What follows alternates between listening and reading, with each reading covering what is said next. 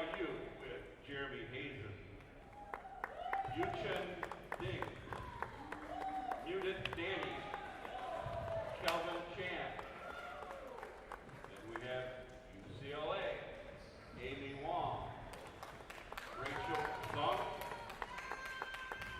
Kai Zaraven, Angie Kang. And our assistant umpire is Bill Engelbrecht. Now let's all take a look at table 2. We have our umpire, Richard Martin. We have Texas Wesleyan, Tomoike, Lucas Ito, Jen Dang, Santiago Montes Solarte. We have California, Nikhil Kumar, Priyan Jadal, Nathan Lee, Ashwin Sakuraki. Assistant umpire, Steve Lee. So go ahead and shake hands, and then we will start. We have service judges on each court, and all 4 service judges are Vlad Farkas, Jordan Duran, Doug Song, Conrad Song, and Felipe. So these are, when one team gets 3 wins, it's over. We don't play the 4th singles match unless we need to. They're going to play all their matches on each of their own tables. They play better with a lot of applause and energy, so let's give them all a round of applause to start out. Come on, let's hear some applause. Put your phones down, let's hear it. All right, thank you.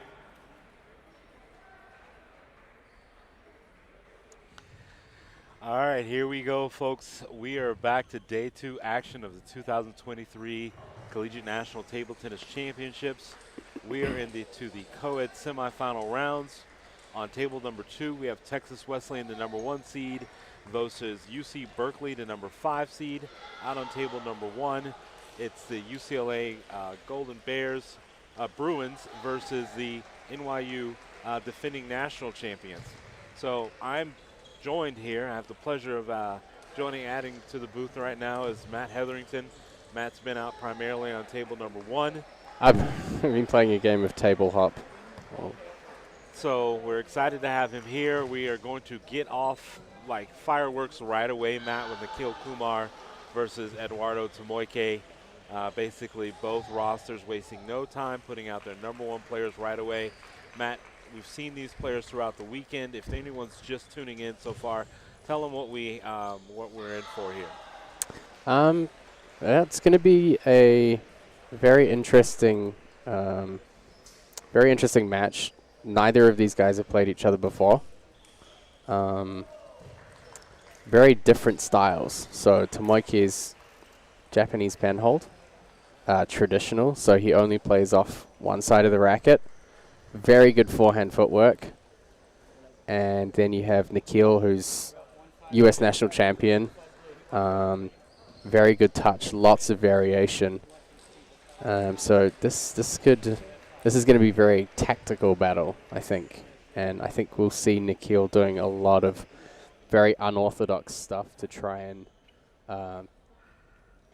take Eduardo off his balance.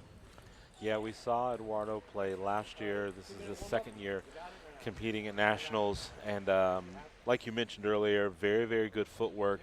Everything is set up around trying to just do a really big forehand. I think that you said Nikhil is probably going to want to not be duped into going forehand to forehand exchange rally with him too often. Yeah. If he can throw off the timing and the balance of Tomoike, I definitely think that favors Nikhil going into this match. But again, it's really exciting to see here the number 1 seed, Texas Wesleyan versus California on table number 2. I'm Joe Wells. Alongside me is Matt Hetherington. We'd like to just take a moment.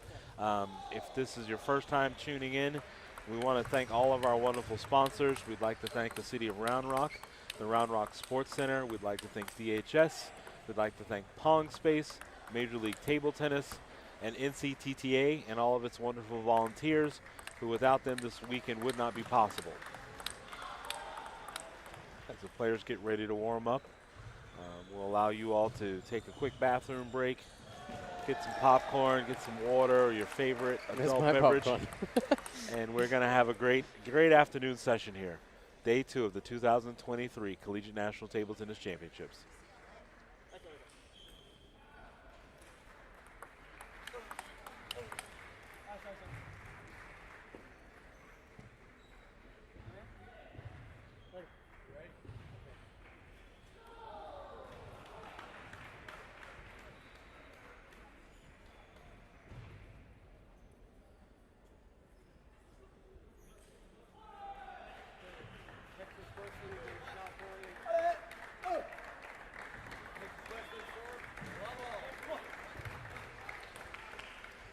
Play is underway. Tomoike of Texas Wesleyan to serve.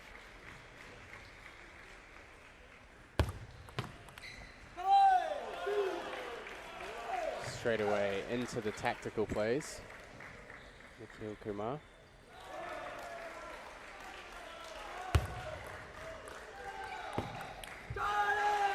And a lot of this is kind of a game of find the backhand with Tomoike. He has very good footwork moving out to his forehand. A lot of the time, the trick is, can he find his forehand on the way back?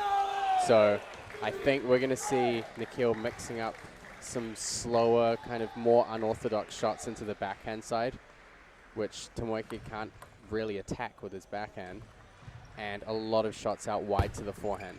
And if Tomoike can get out and cover his forehand, we'll see Kumar bring it back to the backhand side. And does Tomoike not even have a kind of a cross jab drive with the backhand as a traditional? Yeah, pin yeah, holder? he can cover it. I've actually seen on a couple of occasions him hit some pretty outstanding backhand winners with his traditional style, but it's difficult. You know, if Nikhil's putting the pressure on that side and he's moving him back to it, difficult. So Tomoike, it's all about how he formulates his serve and receive strategy so that he can get on his forehand and stay on it. So even when he does open the forehand, he's got to be very conscious of what angle options he's giving Nikhil.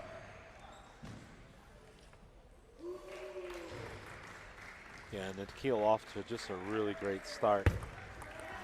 And we did see some variation in the early points where he did start off with a slow push towards the middle of the table, moving Tomoike in and out really well. And then in the last few points, we saw him impart his own offense with really big forehands inside out. And there's the out to the forehand, slow, awkward fade back to the backhand side. Honestly, I think Tomoike for me is one of the strongest players here, and he's one of my favorite players to watch. Easily one of my favorite, because I love watching JPEN players. There's really not that many of them anymore, particularly not at the international level. So he's definitely one of my favorites to watch. But having said that, this style matchup for him is not favorable. For him, playing someone like Nikhil Kumar is possibly the worst matchup that he could come up against, style-wise. Especially also does Nikhil being a lefty have a little bit to do with it as well. Yeah, so he's going to have the forehand angle to get the ball wide to the backhand. So Tomoike, he's got some challenges that he needs to figure out, but very competent player, very explosive footwork once he gets going, and if he hits his stride and he starts playing full table forehand, then he's a very, very dangerous player.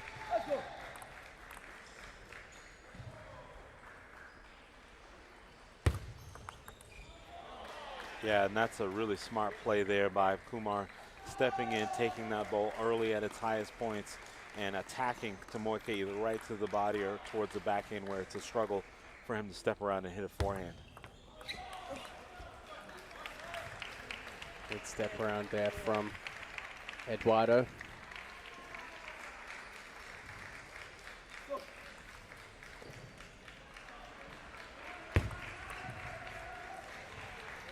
And a hook serve from Kumar. Nikhil Kumar strikes first in this opening singles of the Coed team semifinal matchup. Again, out on table number 1, you have UCLA versus the defending champs NYU. Jeremy Hazen and Amy Wong. It's 10-8. Hazen leads in game number 1.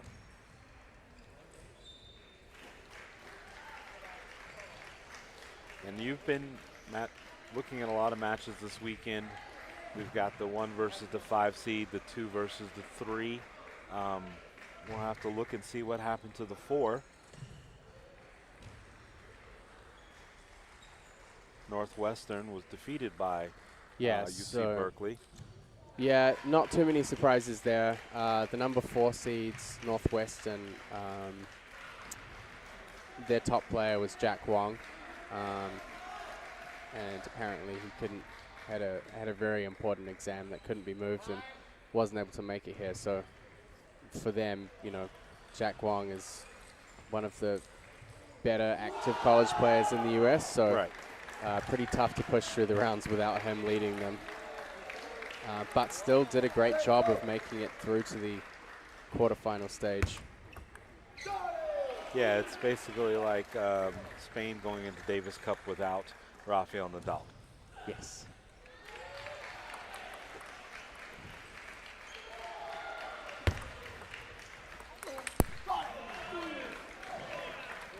And I did like the idea. Tomoke did have some really good anticipation that Nikhil Kumar was going to attack to that backhand side. He just didn't execute his push. That's a knuckle buster. Right onto the corner. Yeah, just some really good placement and feel by Kumar there on that short touch ball.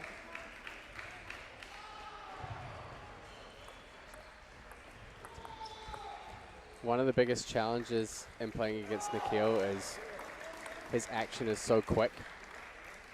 Generally, you start to feel like the ball's going long, but it's not. It goes short a lot of the time, and he's really in a strong position here and dictating how each point plays out. Just another example of his variety in his bag. He takes just a beautiful backhand punch out wide to the Tomoke forehand, and Tomoke couldn't even react to it. He's trying to be a little bit more aggressive on the backhand side on the serve receive. But Nikhil Kumar are just tactically very on top of this match.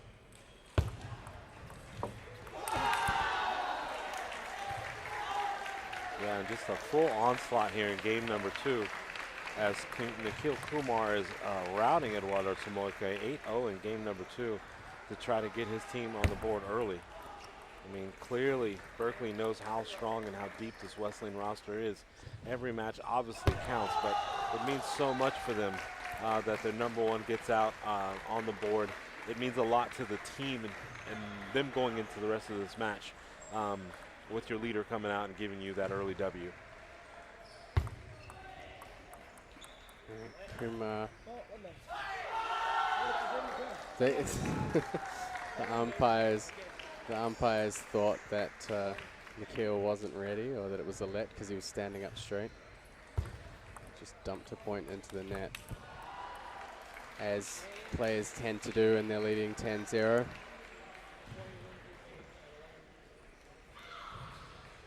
Sure, usually players want to avoid any awkwardness, so the umpires kind of It's one of those things that the sportsmanship that goes on between the athletes sometimes doesn't translate outside of the table. That's exactly what we just saw, but it truly was a rout. 11-1, Kumar is full control of that second game. Coming out of this second game break, exactly what do you think that Tomoke is going to have to do to get himself back in this match? I mean, one of the things is he needs to put himself in a position where he can predict things a little better. I don't think he knows what Nikhil's going to do. And it's very difficult to, if you're playing a full table forehand game and you don't know how or where your opponent's going to hit the ball, it's very difficult to position yourself. Honestly, if he's going to be more aggressive, I would almost think that he would just serve long more. Serve long, you know, Nikhil doesn't hit like massive backhands, So a long serve into the backhand, Nikhil will just roll that ball up.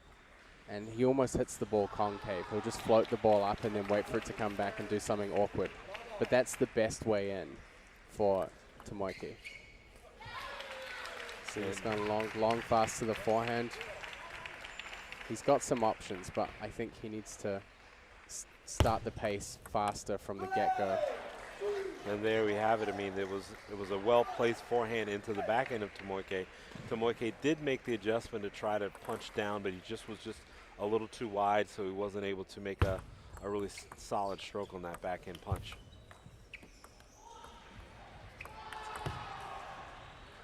Kumar chopping that ball almost off the ground, but it only takes a couple of points where Tomoki finds his forehand. He can try and get some rhythm. But serve receive, he's not faring too well.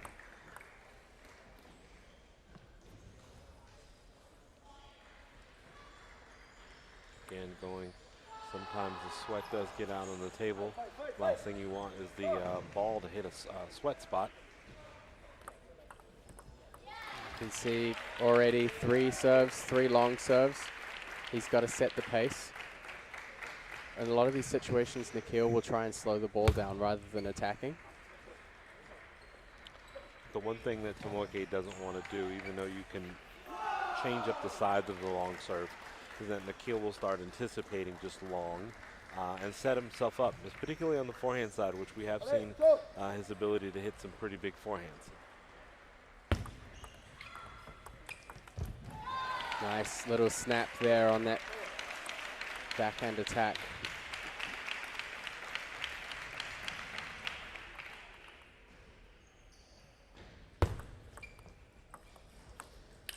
And there's that ball.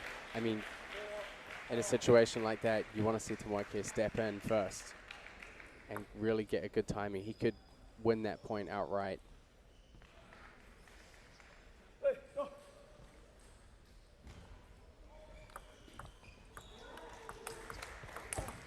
That just a beautiful, literally 1-2 punch combination. He punches backhand out wide to the Tomoki forehand. He follows it up with a big, beautiful forehand back cross court. I mean, the redirection also is a really tough thing to do, but Kumar just really handled that point so well. Of course, also one of the challenges, and I've brought this up many times commentating matches for Nikhil, is that he has good enough touch to push long balls short, and it's very difficult to anticipate. So in a situation where you serve long and fast to his backhand, he can still push the ball short. And it's very uncommon, and it makes it very difficult to build any kind of rhythm against him. So, you know, a lot of players, when you serve long and fast, their goal is to attack. They want to use the opportunity with the long ball to attack. With Nikhil, he has more depth of understanding. He knows that when somebody serves long and fast, they're trying to set the pace. They want that to be the speed, and they want to follow up at that speed. And so his main goal is very different from a normal player. Instead of attacking, his goal is to slow things back down and kind of bring Tomoki back into his pace bubble, I guess. It's a weird way of putting it, but. So a lot of times we'll call that kind of putting people on a rope. He'll pull you out, he'll pull you back in, a little bit of puppet mastery, if you will, and then when he feels like he has his opening, he's going to take it. He started off the match with touch and feel. We saw that, and then he quickly was able to adjust when he saw he had some openings. So maybe he wanted to initially throw Tomoki off right from the beginning and think that this was going to be a touch and feel, play short kind of match, and then he transitioned to offense really well. Risky serve receive there from Eduardo Tomoki.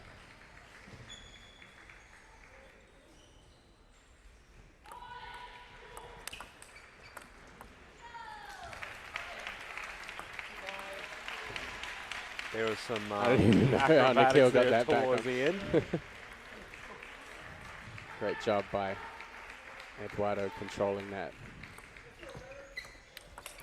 You can see there, but you know, this does present some opportunities. If you get a good a little bit of kick on the long serve or a little bit of extra speed, and Nikhil can't control that ball when he tries to slow it down, then it presents a good opportunity to attack the first ball.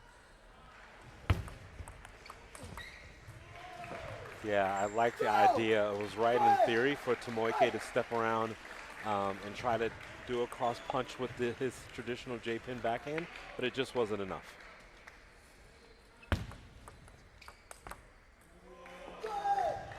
So 4 match points here for Nikhil Kumar. First match of this Coed team semifinal between UC Berkeley and Texas Wesleyan. And he'll take the first chance. Nikhil Kumar just breezing through this opening match. I think almost everything really came down to style matchup here. Yeah, Kumar never really gave Tomoike a chance to get into this match, and kudos to him for just going out and executing everything he wanted to do. He looked like he was in control the entire time. Tomoike did try to, make some changes in the adjustments that you talked about, the disadvantage that he had of not really being able to do a whole lot from the backhand corner, not wanting to expose too much of the forehand out wide, and it was just really an unfortunate situation for him that he came up against a buzzsaw. Yeah. I mean, that match from beginning to end, there was nothing he was able to do really to throw Kumar off of his match at all. So there you go. California up 1-0 in this first semifinal against Texas Wesleyan. Up next, we're going to have Lucas Ito of Texas Wesleyan versus Priyan Jindal of California. I'm Joe Wells. Alongside me is Matt Hetherington. You're watching the Team Coed semifinal match on day 2 of the 2023 Collegiate National Table Tennis Championships.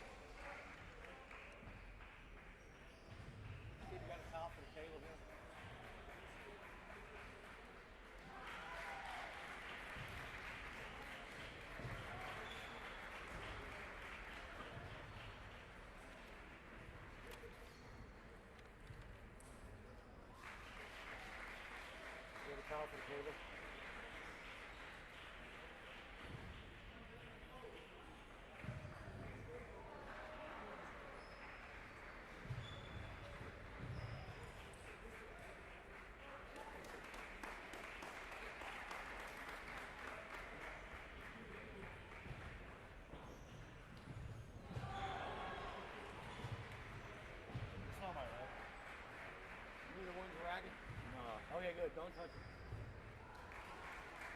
That's what happens. Said I don't have a racket.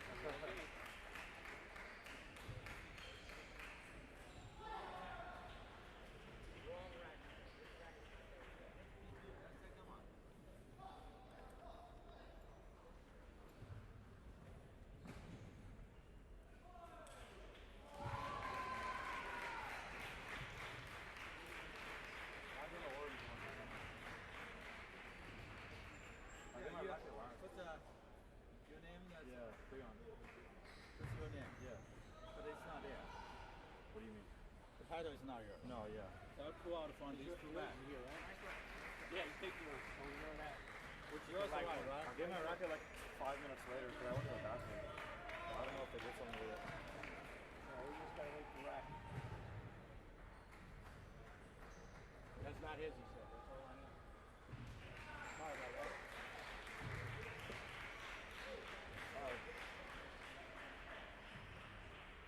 You can do the flip, but then I'm going to say 2-minute warm up, and he's not ready.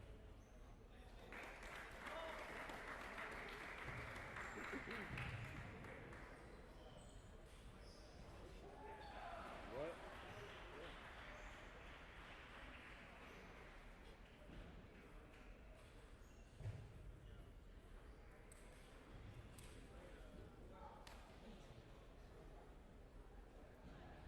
Almost be easier for you to show him which is your racket.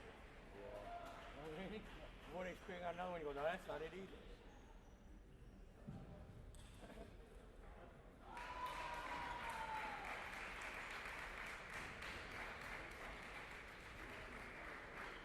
Yeah, it's better if you did that.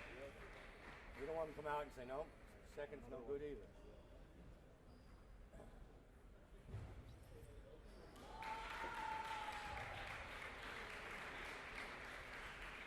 Good. Sorry for that. Good luck.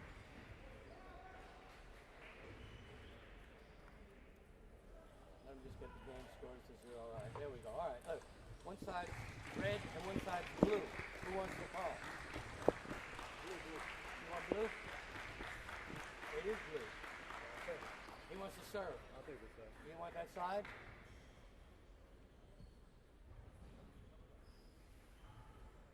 Minutes.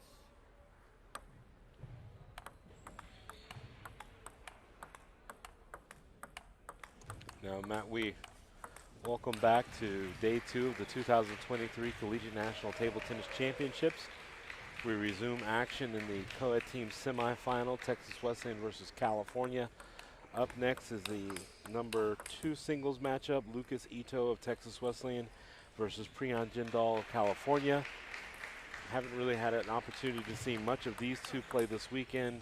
Saw obviously a lot of doubles action between Tomoike, and we saw a whole lot of doubles action with Nikhil Kumar as well, and then the action going on table number 1, as a lot of those athletes in the number 1 and the number 2 single spots have played a lot this weekend, but it looks like there's a little bit of a lineup strategy in place here as they put Lucas Ito and Priyan Jindal out in the number 2 singles. Yeah, so Lucas has the benefit of having played before. So he was here last year. He's a defensive player. Priyan was also here last year. Priyan can play some pretty crazy shots, and judging by their lineup, I would say these two guys are in the number 2 spots. I think they, compared to the rest of their teams. Yeah. Priyan is a little bit, you don't know which player is going to show up at the table. So he can play normal, or if he gets really pumped up, he can play some just phenomenal table tennis. Well, let's hope that we get the phenomenal table tennis here in the second singles again. California out to a great start as their number 1, Nikhil Kumar, takes out Texas Wesleyan's number 1, Eduardo Tomoike, in straight sets, 11-6 in the third. NYU and UCLA are battling out on court number 1. Amy Wong leads Jeremy Hazin 2-1 in that matchup.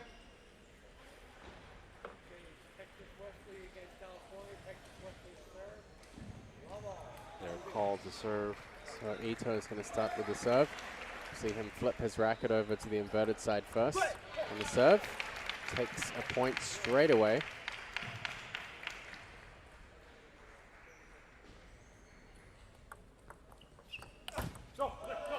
And you would consider Lucas Ito more of a modern day defender, set up the points with the pips and then try to rip big forehands?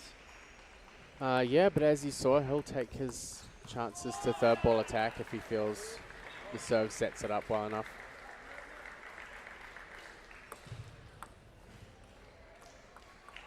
Hopefully we'll get some good rallies in this game. These are both taller players, so especially Priyan plays pretty strong over the table.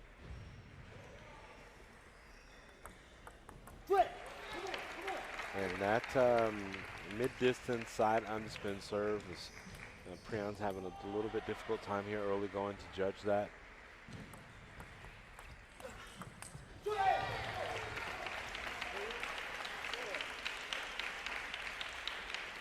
Yeah, a little bit more applause from the Wesleyan side here. Need to get their player in the zone. And for sure, they know with the lineup, they've got to get on the board now, or California could run away with this. Feels like Priyan is a little timid right now, early goings in this opening singles.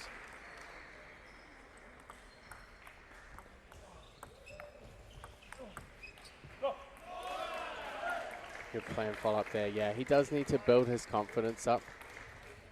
He's a player that he will kind of talk to himself a lot. and it's either positive reinforcement or it's negative reinforcement. Yeah, and right That now, kind of will push him in opposite directions. One of them he definitely doesn't want to go in. again, it just really seems in the first few points here, just a lot of frustration building up. He's feeling like he's missing some easy forehands. The service return has not been the strongest so far. Ito has a pretty comfortable lead in game number 1, 7-3.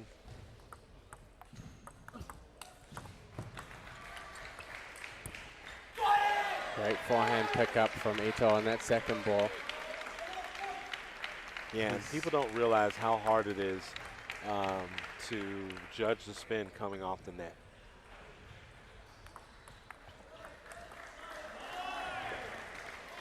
Certain attack there.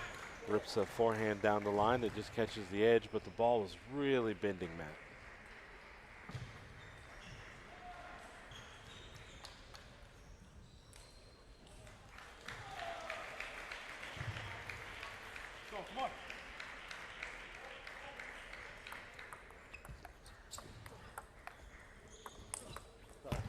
Just clips the edge. Jindal doing a really good job. You can see him targeting that backhand corner or the wide backhand angle.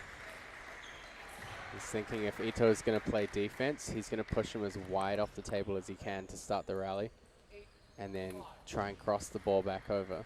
So he doesn't want to sit in a rally having to loop 10 balls to win a point. You can see he's looking to try and end it in 1 or 2. And again, that same serve that Ito is going to giving Jindal trouble. Come on! Come on, come on! Lucas Ito with a sizable lead in game number 1.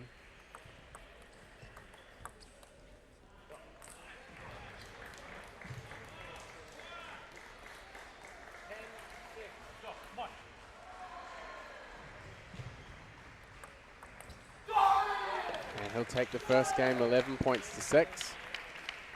Lucas Ito. And really there from Jindal, never really looked like he got comfortable in that match, especially starting off with the return of serve.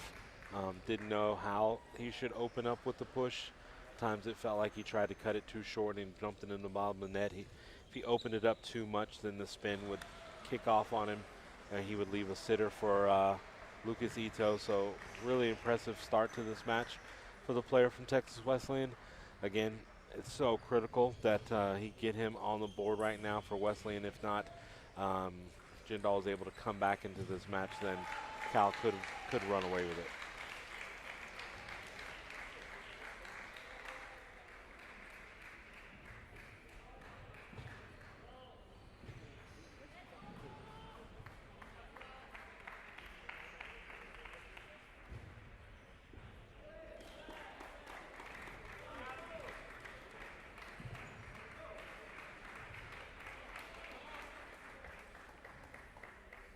Second game, California to serve.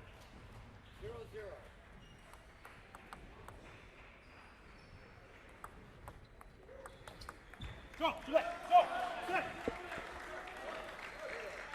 Starting with a bit more pep in his step. Brian Jindal, he needs confidence from the get-go and he needs to maintain it. So sustained confidence is what his team needs to feed him, what he needs to feed himself. He's got to have positive body language, positive reinforcement. And that's not really what he wants to get into, a kind of a feeling and side spinning or even kind of a pushing type of a rally. That is advantage Ito. He needs to get back into, how he started off, good energy to start, and setting up, himself for his forehands really.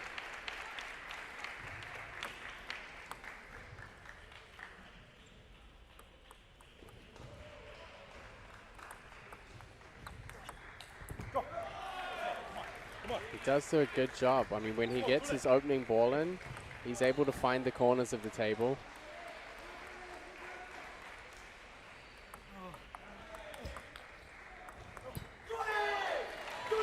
Has a very fluid action. It's quite a large action on the forehand. They can generate some good pace on it, but sometimes if he mistimes it, the contact's too slow. If the swing comes from the shoulder more, you don't get that snap in the contact as much. And Ito just continuing to win points straight off that heavier backspin serve variation. And that is a beautiful combination there by Ito. He controls the serve so well and then follows it up with his own big forehand cross court.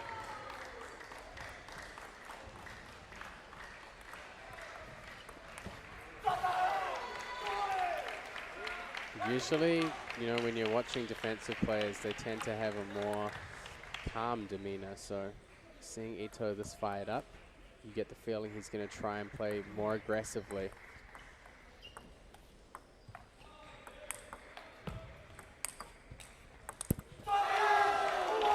And there's a great example of a modern day defender.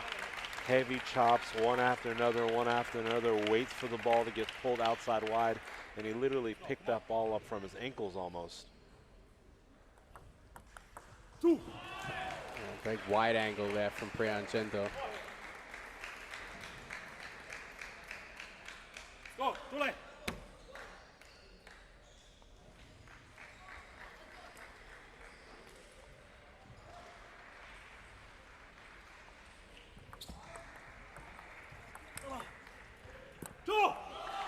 Great forehand stuff. Yeah, Jim was able to put together 2 points in a row here to get him back into the second game. Getting some quick words of encouragement and a little bit of coaching from his corner. Everybody knows that Priyan needs to stay in this match. He's going to have to win this second. And it looks like the service judge has made a call in that.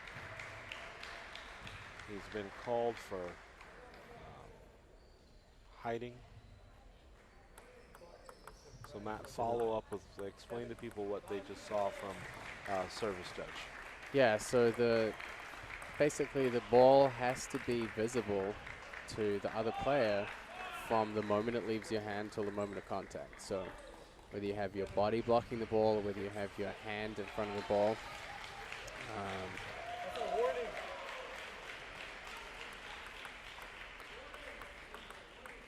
So they're basically trying to argue that there was a point played, but the serve judge had actually stood up straight away and tried to stop the point.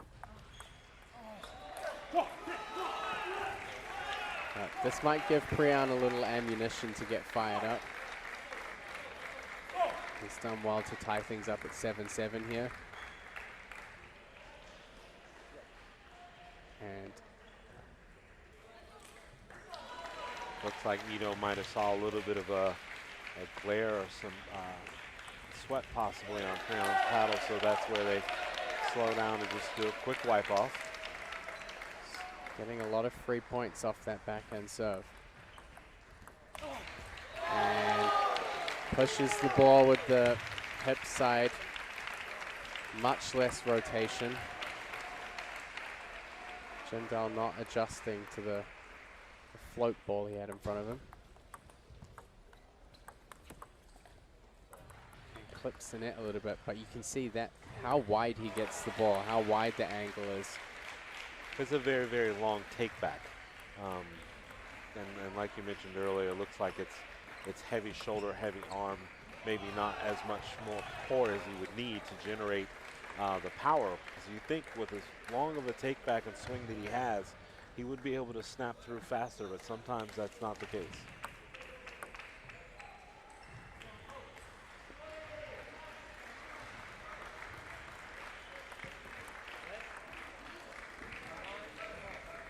Pressure on for both players. Big opportunity there. Yeah, Ito definitely got the ball that he wanted, but just sailed it off the top of the net.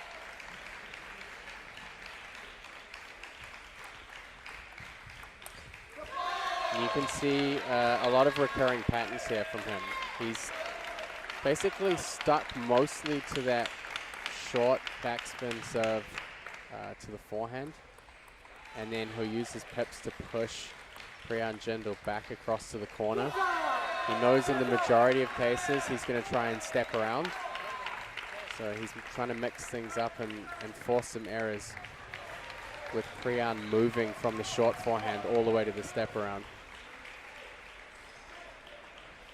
Yeah, and Ito got a pretty free point there. And another misplayed forehand by Jindal. Lucas Ito is able to close in that match. And we saw Jindal really get himself back into this match, into that game, but it got tight at the end. Jindal gave Ito a few pre-points. Again, it started with the service return setup. So ultimately, Lucas Ito takes game number 2. He leads now 2 games to love in the second singles. Wanting to get on the board for Texas Wesleyan. I think Lucas Ito has a very solid game plan, and by watching him stick to these repeated patterns, you can tell how confident he is in his strategy, his overall strategy here. He knows that it takes Priyan a long time to wind up, and always serving to get him across to the short forehand before making him move all the way around to the step around forehand from there. I mean, if you have to keep doing that point after point, your legs are going to start feeling it. And also, it's when you're covering that much distance, it's a lot hard to build the weight transfer that you need. And you can see that as Priyan's trying more and he's trying to be more assertive with the ball, then Ito is switching in the pips push that has less spin on it. We've seen Priyan kind of sail them over the end. A prime example there. And, you know, as the pressure builds and Priyan gets visibly more tense, I think we'll see Ito push more float pushes. He's going to try and have Priyan hitting the ball long over the end more often.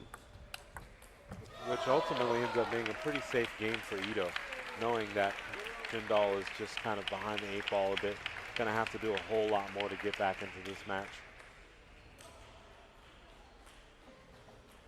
Again, we've noticed the first 2 games, Priyan Jindal not able to do a whole lot with the Ito serve.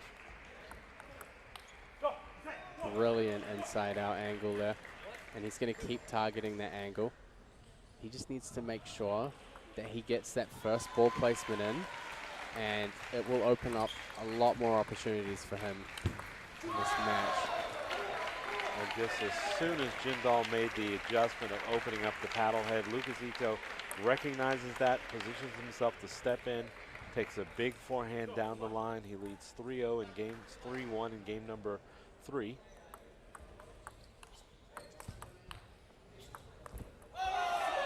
Heavy backspin on that chop.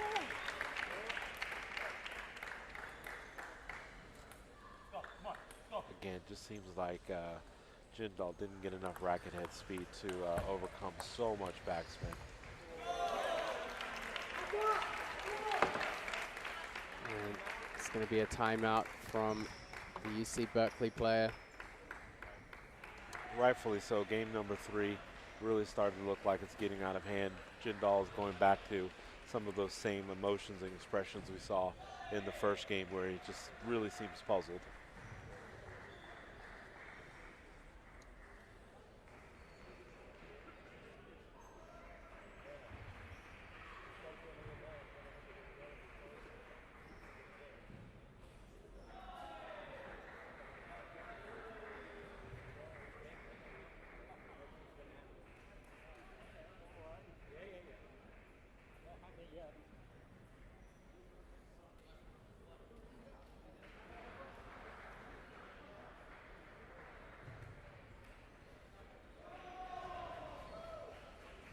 So 2 games already in hand for Lucas Ito.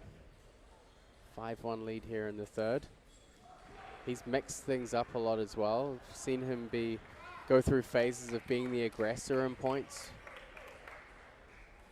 He's played some really great forehand attacks, forehand follow-ups. Lots of variance.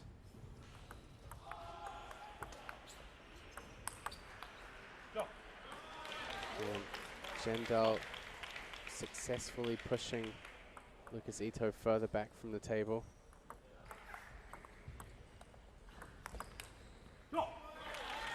Yeah, and that forehand touch shot just carries a little wide, but he definitely had the opening there.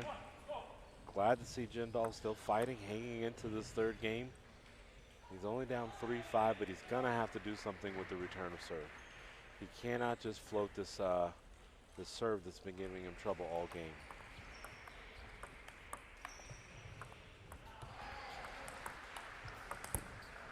A little bit risky on the timing there. Thought he was actually in he built quite a good position in that point. I think he tried to finish it a little too early. I mean, basically, when you're playing against the defender, if you're making unforced errors, you want to slow down. Give yourself a chance to play out longer rallies. So the longer the rallies are, the more sense of the timing and the feel you build to help you get through the match. But I think there are just a lot of up and down phases for Priyan. You know, he went back to the bench. His team managed to get him kind of like, you know, to clear his mind and to hit the reset button. Came back out here, played a couple more points, but definitely gets discouraged in some of these more, you know, especially against a defender where you feel like you're the one making the errors. So Lucas Ito, 7 match points here.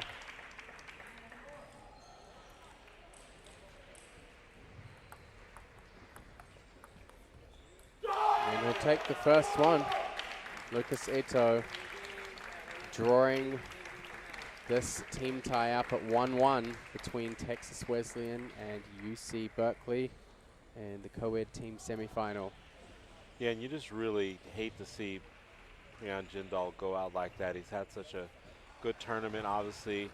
UC Berkeley's had an amazing season so far, and I know that he definitely would have wanted to do more for his team, but he just really didn't have a whole lot of answers for the Lucas Ito this style of play, being a defender, being able to counter, move him around the court. Never really got in any kind of rhythm on the forehand side, which is something he wanted to establish, but he just couldn't connect with enough of them in a row to get himself on the board. So congratulations to Lucas Ito for picking up that much needed point for Texas Wesleyan. Up next is going to be Jin Ding versus Nathan Lee in the third singles of the first team semifinal.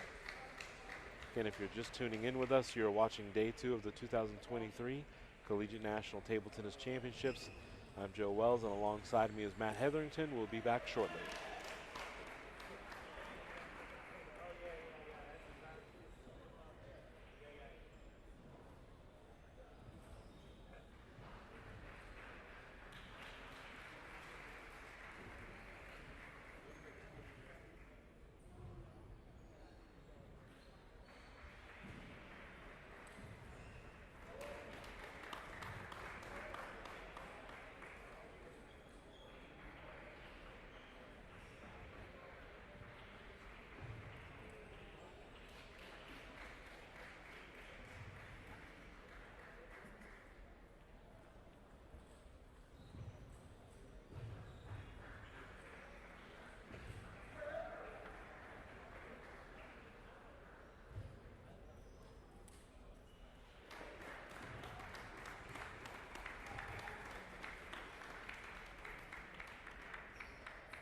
I got one side is blue, one side is red. Who wants the ball? Red it is. He wants to receive. You want the side? Ready? 2 minutes?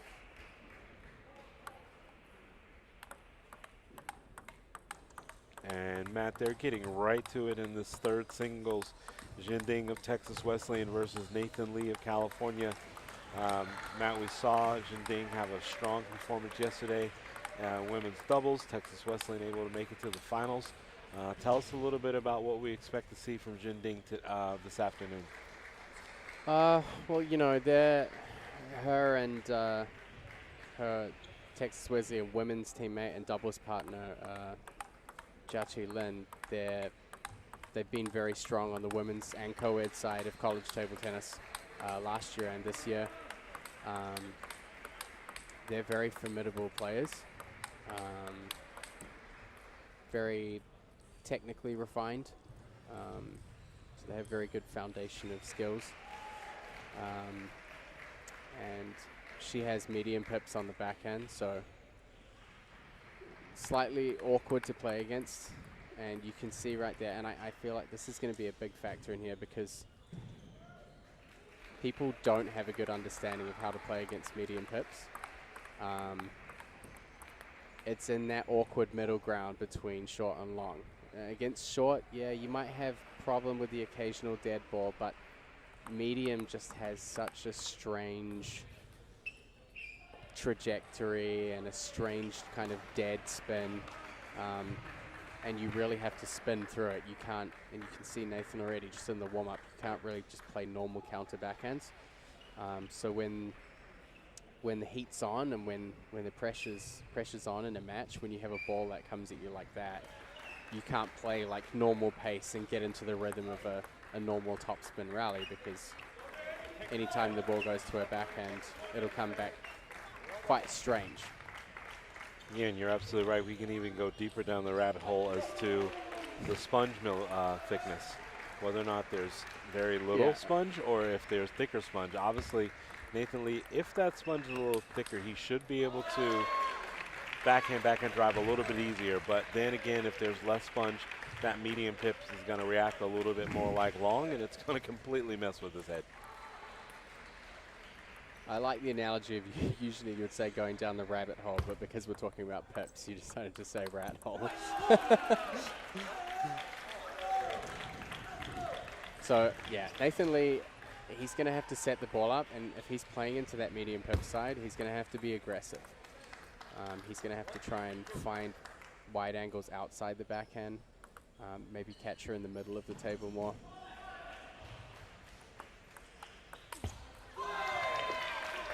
Yeah, and of course also target the forehand, to stay away from that side. And that looks like exactly what they're trying to establish earlier. We even saw some coaching called in, which is allowed in table tennis at this level. You can coach in between points. And the corner is basically saying, hey, you need to start or open up off that forehand side. You want to keep it as simple as possible for yourself, and you're playing in a player as skilled as Jinding is.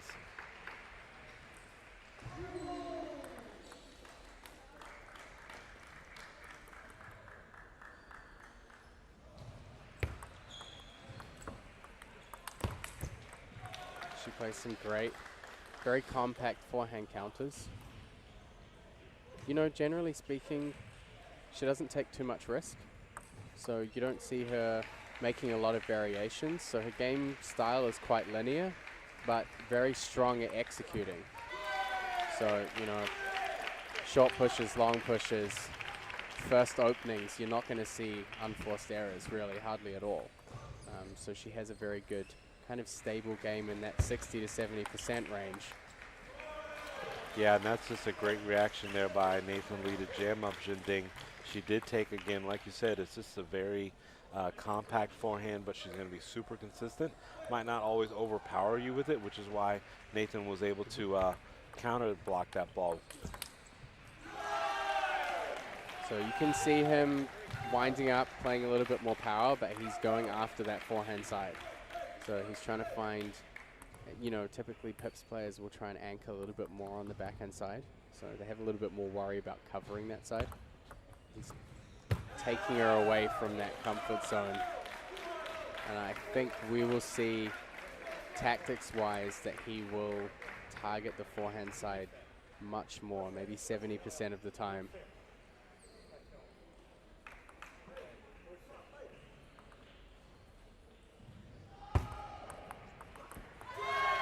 There's that. I mean, this is the great thing about her using those more awkward medium pips is that she doesn't have to hit the ball hard or fast. It's actually better for her to hit the ball slow. And that ball typically, it doesn't really necessarily bounce with a roll forward. It's almost when it bounces, it slides. Because there's not a whole lot on it. It's basically dead. And depending on how quickly she punches through it, really makes it hard. There's nothing coming off your paddle. Your rubber's not going to be able to react to something as very little spin, if any.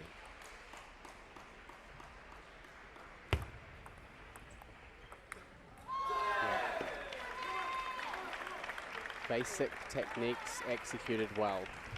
She's a very good example to players out there who are trying to elevate their game of how far you can get by really solidifying your foundations.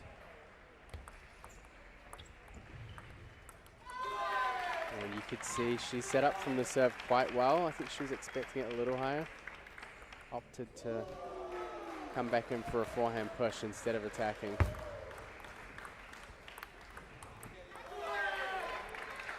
And again, just another example of Nathan Lee really struggling being able to get over that backhand when he's faced with getting the ball from the medium pips. And serves long, fast into the backhand. Jen Deng on the board, 11-5, first game. And we've talked a lot about the consistency of Jin Ding and just how good she is at executing her game and what she is good at. And she's not going to make a whole lot of mistakes with what she does. Obviously that comes from foundation, solid coaching. Tell just general people out there, you know, maybe they're just looking to get started into the game, and you've been around the U.S. and seen a lot of different clubs and rec levels and amateur level players. And the one thing that's very consistent with them is that as they get older, they develop habits that it might work for them 50-50 ball, but then it becomes muscle memory and there's no foundation, there's no technique. But they're having some level of success at an amateur or recreational level. How important is it if you're just starting out to get into table tennis to seek out local coaching, or to even venture down in how people learn today is these wonderful videos that Yola puts out through their Trinity app. Infinity app. Yeah. Infinity app, yes. Yeah, I mean, generally speaking, having a good understanding of technique is always going to give you an advantage over somebody who doesn't.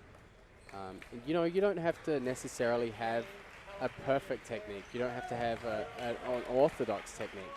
But by learning technique, you understand more about how you contact the ball, how the timing of different things work. I mean, you know, I learned to play table tennis by myself.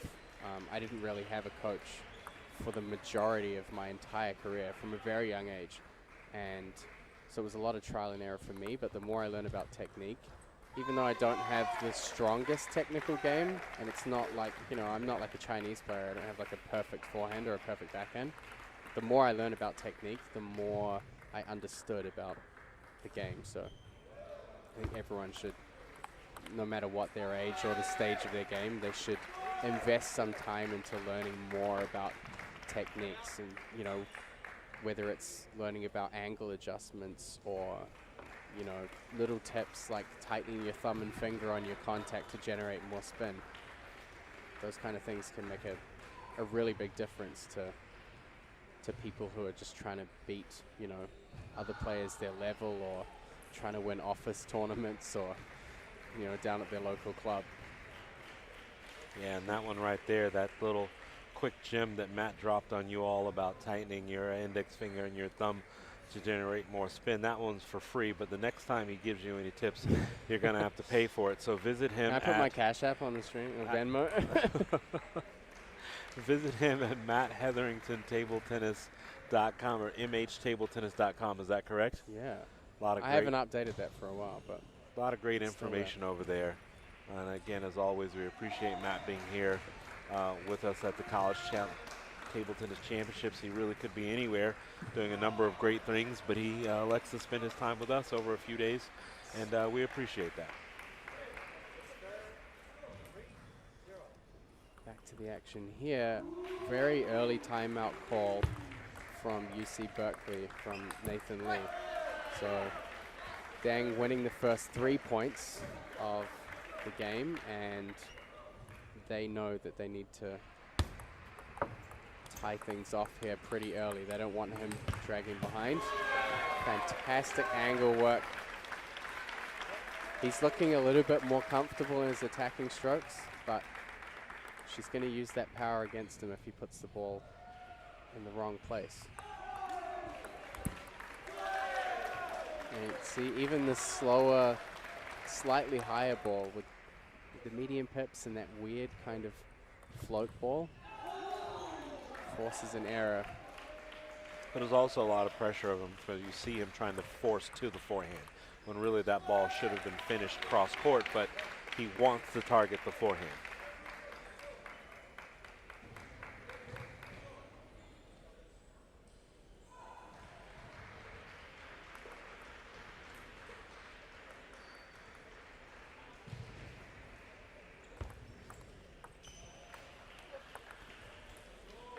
So heavy spin to the backhand side. Has some really good control there by Nathan Lee. Still trails 2-6 in game number 2.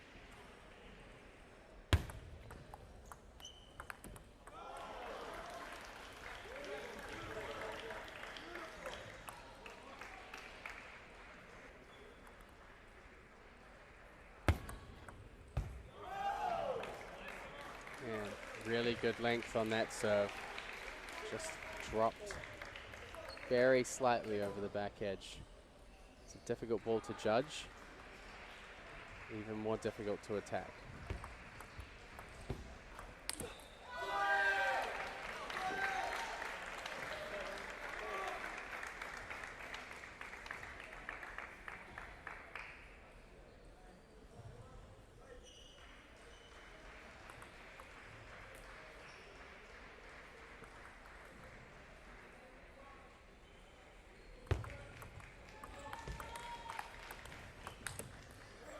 You can see the changes in placement from Deng. Nathan Lee holding his own pretty well. Now, with that, you saw Nathan was taken a little bit off the ball. It looks like he also took a slight step back from the table a little bit, just to give him more time to play a more controlled role. How long do you think he's going to want to keep up that level of patience? Because we know that Jing will make the adjustment and start stepping in and driving that ball a little bit harder to give him less time to just slow roll back to the middle of the table. Against her backhand side, he needs to do it. So he needs to make sure he has enough space to build the stroke up and generate some topspin. Because you need the topspin to counteract the dead ball. I mean, it's not backspin, but it's definitely not topspin. So he needs to put some topspin on the ball, and to do that, he needs to wind up a little bit. So staying at that mid-distance if he's playing into a backhand is fine, but he has to make sure that he's playing the ball deep on the table. If he plays shallow, she can come forward, and she can put more pressure on him and push him back even further. But see, like this, when he's attacking, even from the mid-distance, as long as the ball is deep on the table, then she's not going to have as good a position to kind of keep pressuring him.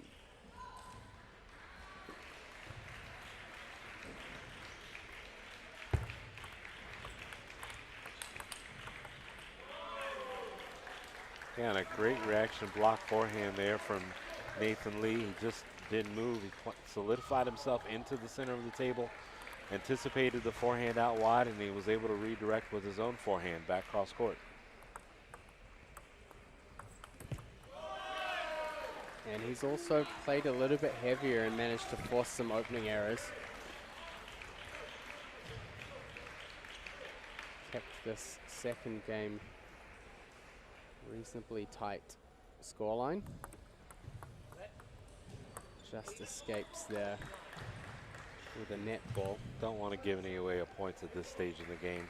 It's so close right now at 8-9. Nathan Lee to serve. Yeah, so you can see once he plays into that backhand side, he moves back a little. It's not far from the table, kind of in that middle zone, and gives himself some space to roll through the ball. But again, doesn't get enough depth on the first ball. she can press into it more and it becomes much more awkward to deal with.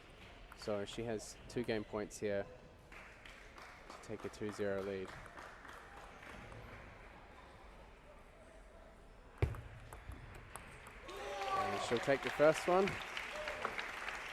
Jen Deng, 2-0 here. Actually, I thought from the Berkeley side, a pretty good early timeout. She came out and took an early 3-0 lead. I feel like after Nathan came back, it was very neck and neck.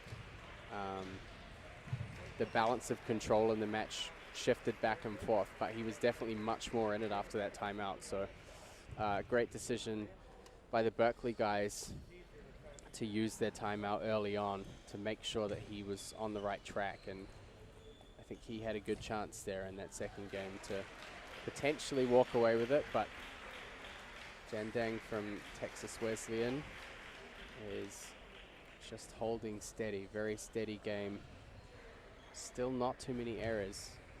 Nathan Lee he's adding some more pressure. He's forcing a couple, but generally her game is very reliable and has remained so. So the pressure's really back on Nathan to make some more changes, take a few more risks in this third game, and that's going to add a bit more pressure to him, and he's already trailing 0-2. So Yeah, like you said, Jinding not making a whole lot of mistakes. The only time we did see some of the errant shots was mainly in the forehand side, where she might have tried to go for a little bit more than she was comfortable with in that moment. And that's where some of again, the errors are coming from. Carrying that topspin long, while a deep, heavy topspin ball would have been super effective. She just put a little bit too much on it.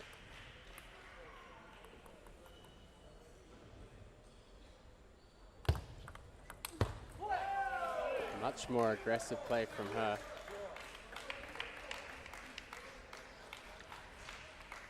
Just to keep him on his toes. And Nathan Lee with an early lead here in game number 3. So this is really important for him. Giving himself space when he's playing against the backhand is fine. He doesn't want to step back too much when he's playing to the forehand side. And that's what he just did in those last couple of points. Right there, plays a very, very loose forehand that got away from him.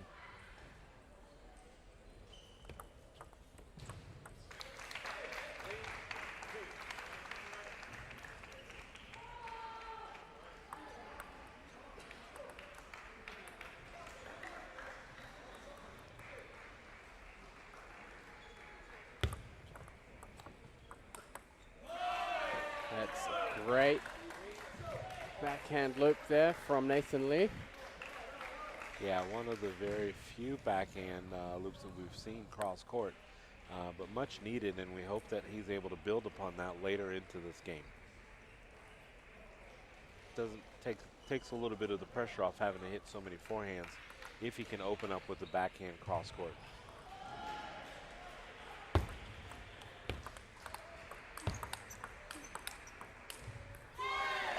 She just stays on top of the ball, maintains control. Again, pressure's on him to take these risks.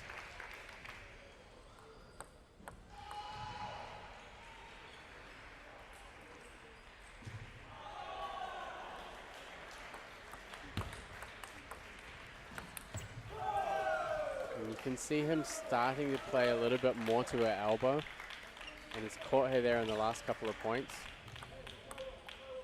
But she's managing to handle it okay.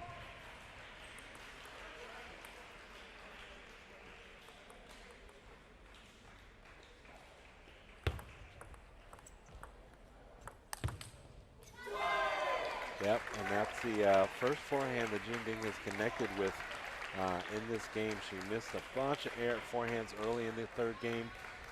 She finally got one. Nathan just wasn't able to keep that ball down and control it in, but still a slight lead in favor of Texas Wesleyan. But Nathan Lee is definitely back in this match.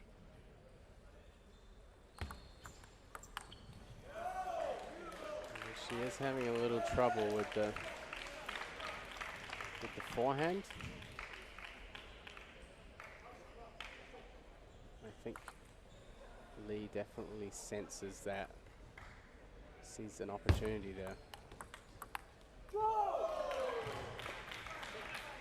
So now that he's seen those errors, there's a little more of a chance for him to play the forehand and sense that she might slow things down to make sure that the ball's going on.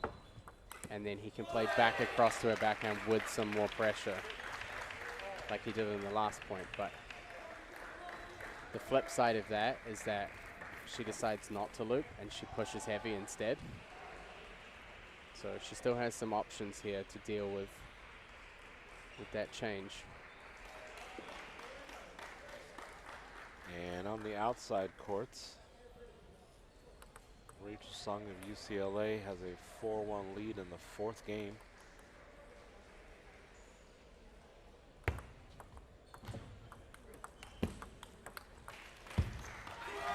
So she catches him again with that, and you can see also that the ball dips a little bit, coming off those medium pips rubber.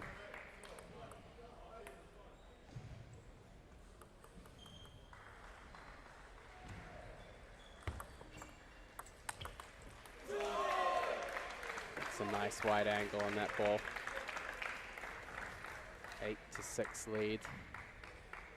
2 games already in hand. Looks like the next table have lost their ball, and it is in this court. It is landed behind the umpire. So Lee with the serve. Tries to go for a long, fast serve to the backhand. No, just unfortunate to miss that backhand serve long. He was already down 2. He might have been trying to get an easy third ball attack there, electing to go with the long side spin serve.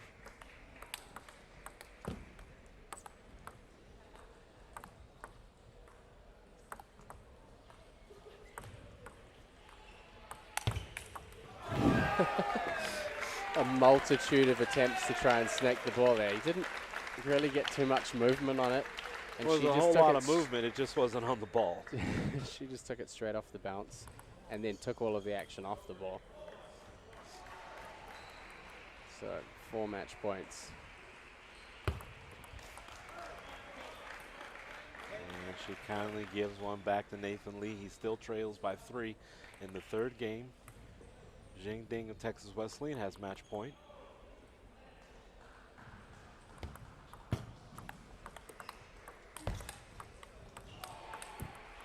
Big finish. Really one of her strongest points of the match. Jen Dang 3-0, 11-5, 11-8, 11-7. She's going to hand Texas Wesleyan a 2-1 lead.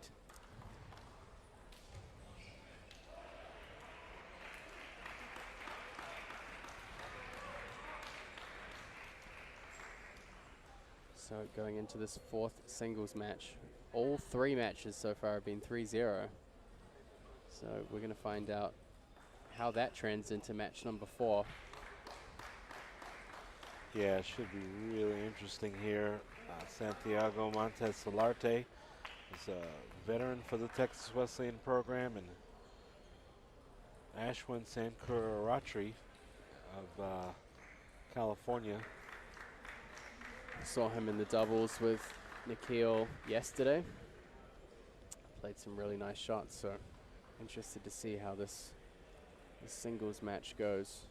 Of course, for Sankaratri, he has the pressure of needing to keep his team hopes alive. See how he stacks up against the experience of Solarte.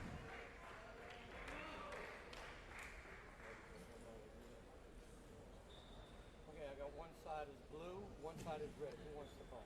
Blue. Who wants blue? All right. Blue it is. He wants to receive. Want this side? I'll take this side. Okay. Back line.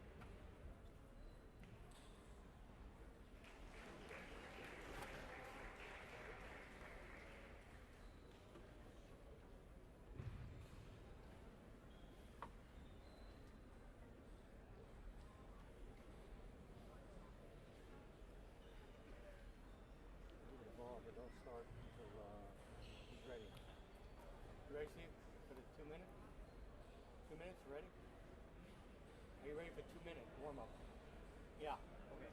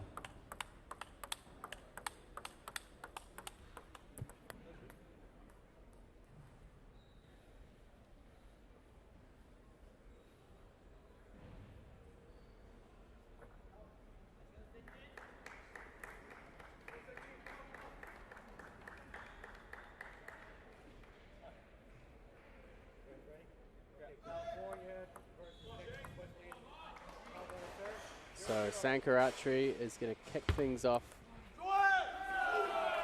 And he does.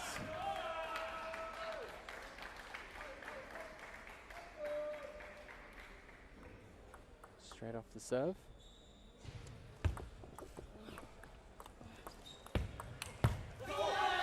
Big forehand. It's going to set the scene here for this fourth match. That's just some of the power that we're able to see Solarte display. We saw that some last year when he was in doubles. If I'm not mistaken, he played doubles with Tamoike. With Tamoike, yeah. They had a great run in doubles. A very, very impressive player.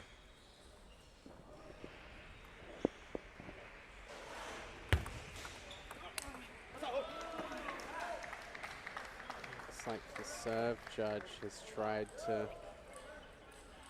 to intervene here. I think the difficulty here is that the points are getting played before the serve judges are noticed.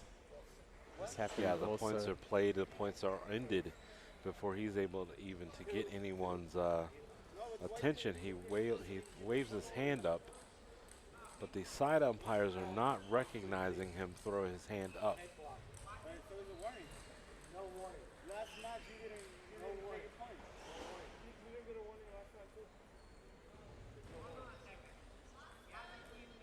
Yeah, so they're having a little back and forth discussion here about consistency, about how this was dealt with in Priyan's match.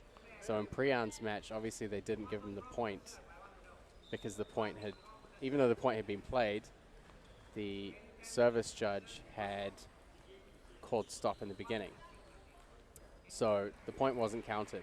But in this situation, the umpire has actually faulted a point from Solarte. So there's an inconsistency here in how this has been applied.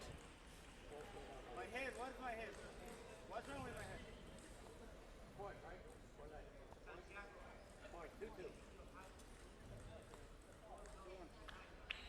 So Solarte is going to continue here, but definitely a fair point raised from the Texas Wesleyan side. A warning was given to Priyan Jindal when the service judge intervened in his match.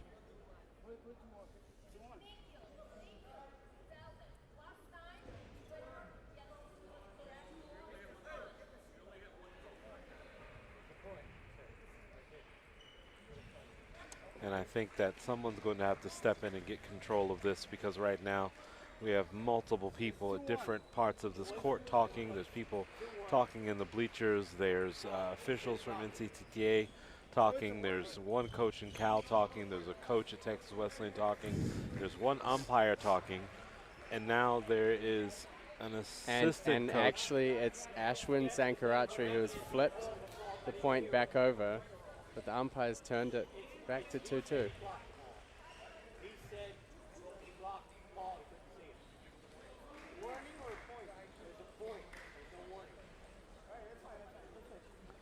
I do feel like that. So Salate has just kind of let it go. He needs to move on.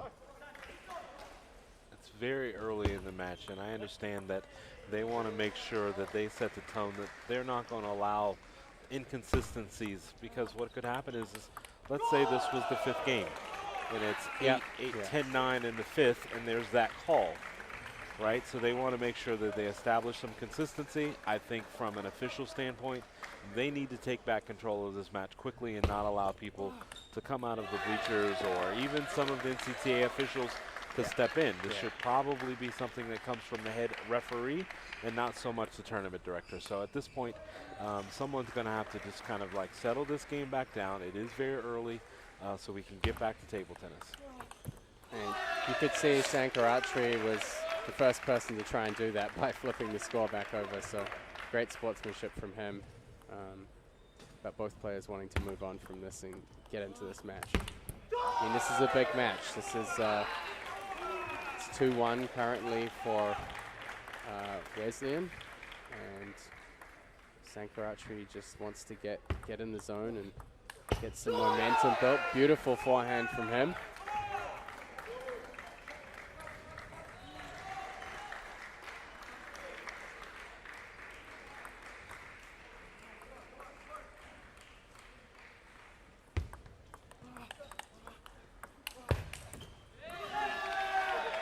Yeah, it's just some really impressive work.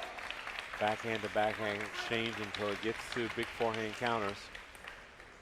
Advantage Montez Solarte.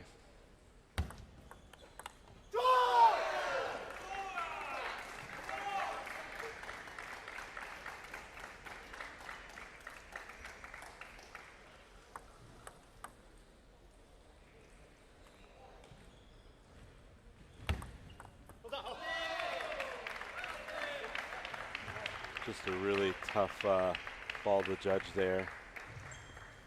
Sankaratri wanted to play that ball push, misjudged it.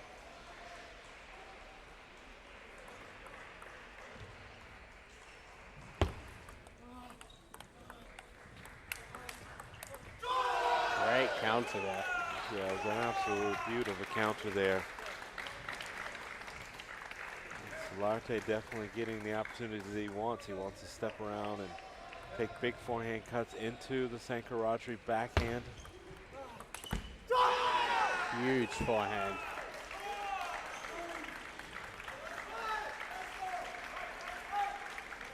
Some pretty exceptional play from Sankaratri.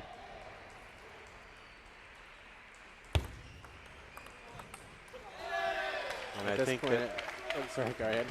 I was going to say, he's going to really be able to draw from the doubles that he played yesterday. Had some really impressive doubles, and he'll be able to bring this into this match, because you never want to feel like the moment is too big for you, and I don't think that is going to be the case for Sankaratri. Yeah, and especially when you're playing with Nikhil, you know, when you're playing doubles, there's a reliance on you to make the attacking strokes, to make those solid openings, and it definitely seems to be a strength for him. 3 game points here. Montez Solarte has got a little bit of a steadier pace, and right now Sankaratri is just playing over the top of it. And he's not afraid to go for those shots, so. And I like the idea that he is attempting to attack first. Like you said, Montez Solarte does have a steadier game, but he also has a pretty big counter, so he wants to basically beat him, you know, pun intended, beat him to the punch on the forehands. So great service variation there from Solarte. Heavier backspin.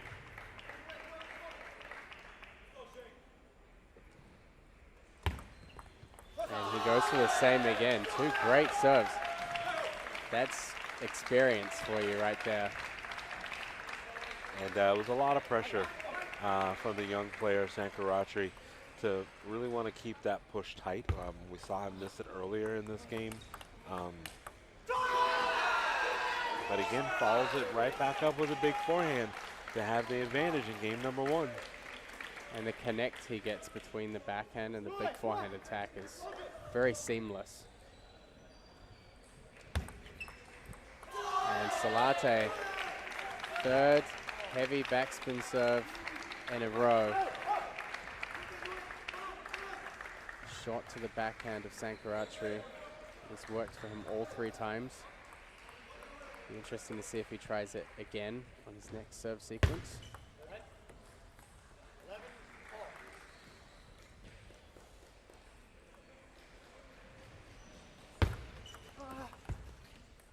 And a lucky break on the net there with a lot of heavy topspin and slow.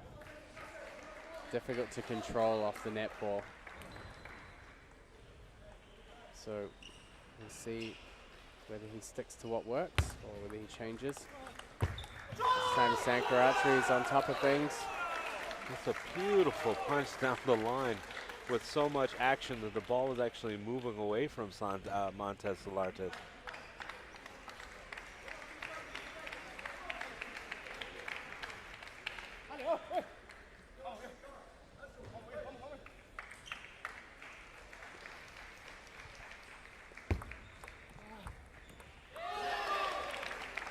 Again, there's so much pressure that Sankaratri is putting on himself to keep that ball really short.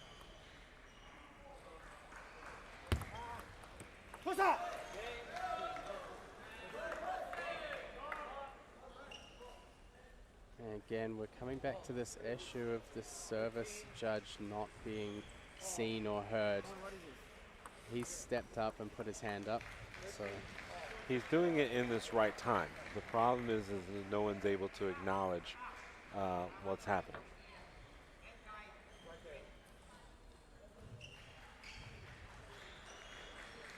So coach not happy with that. I mean, again, the point, as far as the player understands, the point's already been won, but they don't see the serve judge either.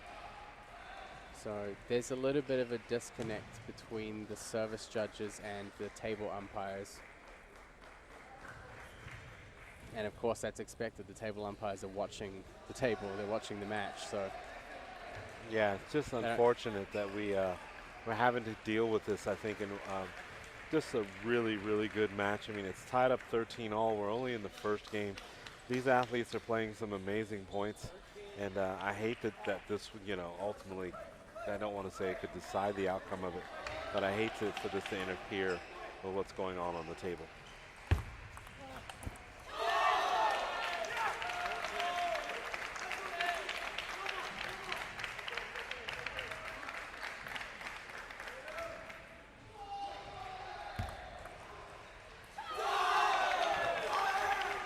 And do you think Solarte elected to serve that side under backhand from the forehand side because of what just happened? I think typically backhand serves are a lot safer in terms of any kind of coverage. Right. So, you present the ball in front of you, the ball remains in front of you, the serve contact's in front of you. So, yeah, it's possible that he used forehand serve for the whole match. Not only forehand serve for the whole match, but he went to backhand serve, slid a little bit further to his right, and it was closer to his forehand side that he was making that backhand serve, which I don't want to assume, but that probably was out of the sight line of this service judge on this side.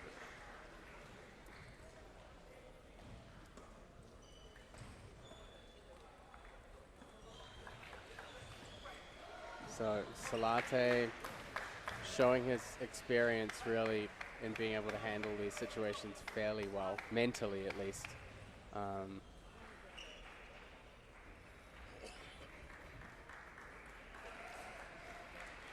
Taking game 1 there.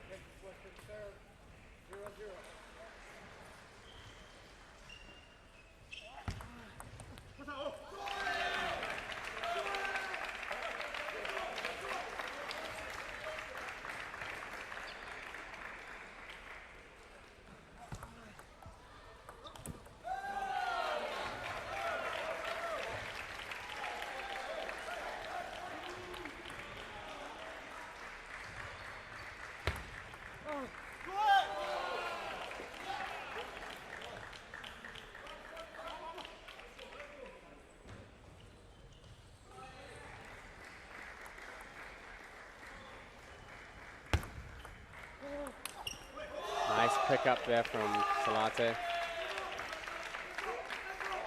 Sankarach's still going for those big counters.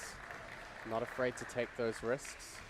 Yeah, and I think that's a pretty good play. I think that if he takes it down a notch, that it would feed more into Montez Solarte of Texas Wesleyan. I liked him wanting to be explosive and initiate that offense early versus getting into rhythm play with an already controlled player.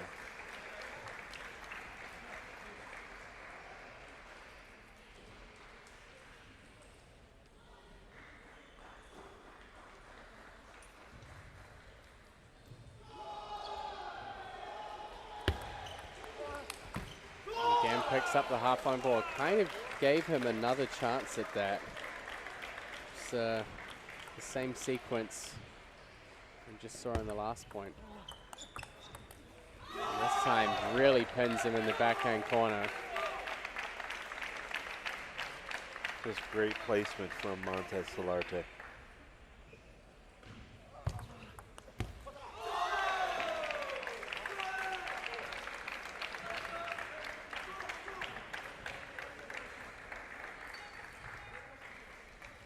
And I think definitely the choice to use the backhand serve more is to help him handle this service legality situation or issue. But I feel like it's actually working out for him quite well. He seems very comfortable serving on the backhand side and has been able to initiate points a little better from there.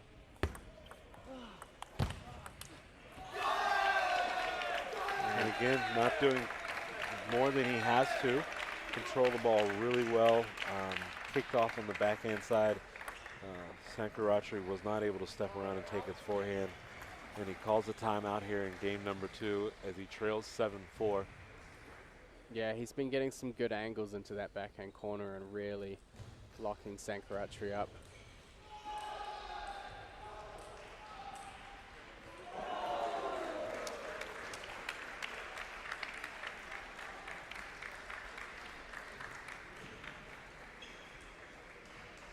So the timeout. See what wisdom Nikhil Kumar can add tactically here on the bench of UC Berkeley.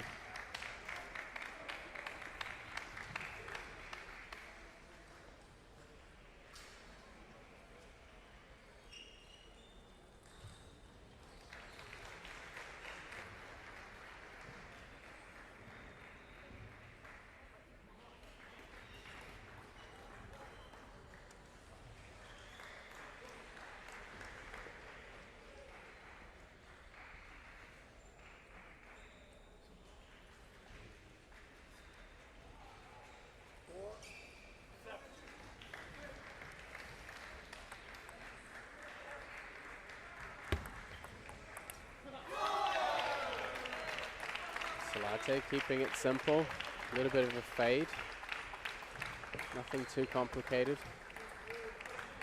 Yeah, again, just a really well-controlled return. Good placement into the backhand corner. If Solarte is to win this match, it would give Texas Wesleyan the first place, a spot into the finals. Definitely some momentum building on Montez Salate's side. And that backhand serve really has worked fantastically for him. He's able to get more angles across to the forehand side. It's just really, what does that say about Montez Solarte, who started off the game really playing a lot of forehand serves from his backhand corner, and literally just changes the whole direction of how he wants to take the approach to his service game. And just to go with a very effective side under or side top backhand serve that he's been able to place long and short, and keeping Sankarachi guessing, and also again I feel like taking back ownership of this match by eliminating the referees and the umpires getting involved. Yep, definitely agree with that. And I think there are players here who don't share the same amount of experience as someone like him that would really struggle. And you even see players like we saw in the men's doubles final last night, players that have a ton of international experience but are younger, like Jeremy Hazen, that clearly get flustered for a number of points after even just a serve warning. So he's really, from a mental standpoint, handled this very well, and you can see that he's just been eager to move on. He doesn't want to, spend a lot of time having back and forth about these issues. He knows what his goal is here, and he's just going to push past it and get into the match. 0-0.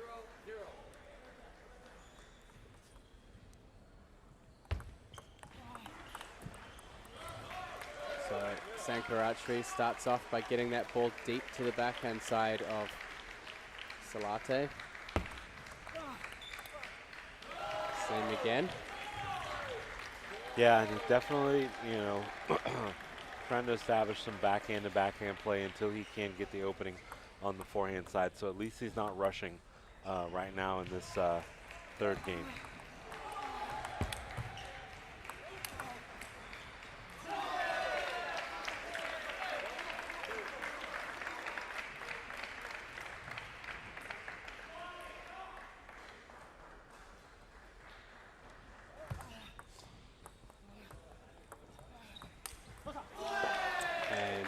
Ashwin Sankarachri going for broke.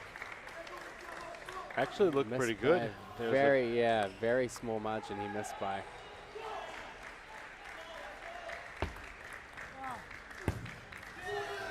Salate cuts the ball wide off the forehand side.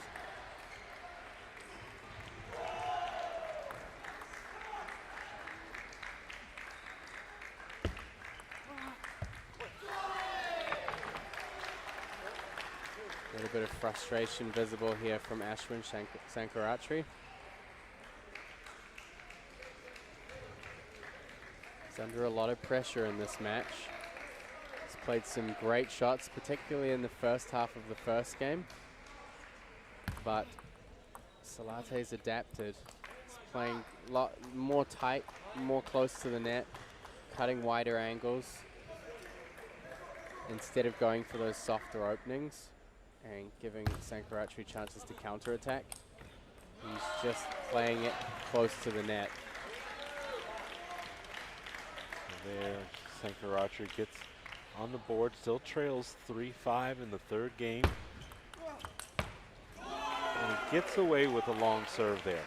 I think Montez Solarte gave him a chance to really take that big forehand out cross court. But it did look like the serve got away from him a little bit.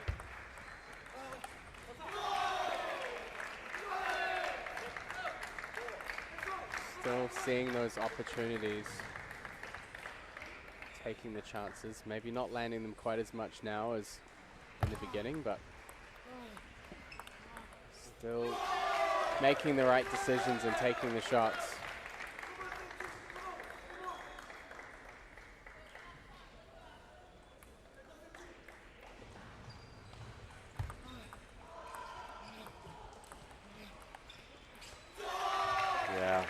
Good touch and good placement, but if I had to lean in any direction when we get into that kind of rally advantage, Montez Solarte and Sankarachri is going to have to do something right here before this game just gets out of hand. I mean, it's a 4-point deficit. He can certainly come back from this, but he needs to score and put together a series of points right here.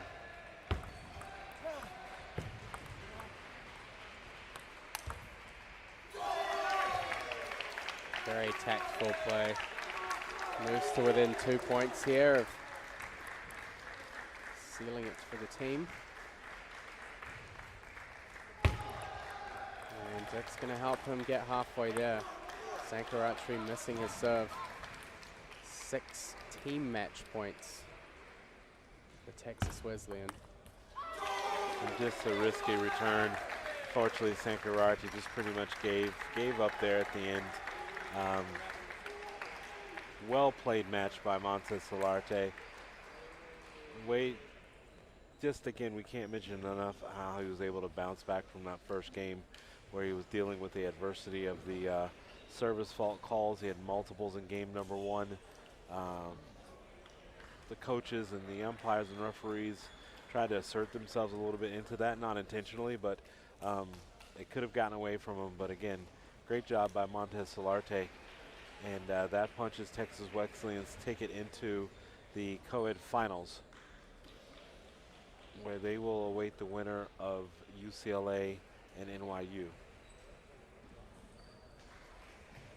We're going to take a quick break here as we get ready to come back. Some more day 2 action of the 2023 Collegiate National Table Tennis Championships. I have Joe Wells. Alongside me is Matt Hetherington. Matt, it's been a great day so far, and there's much more to go. So everyone sit tight, bathroom break, refill the beverages, grab a snack. We'll talk with you shortly.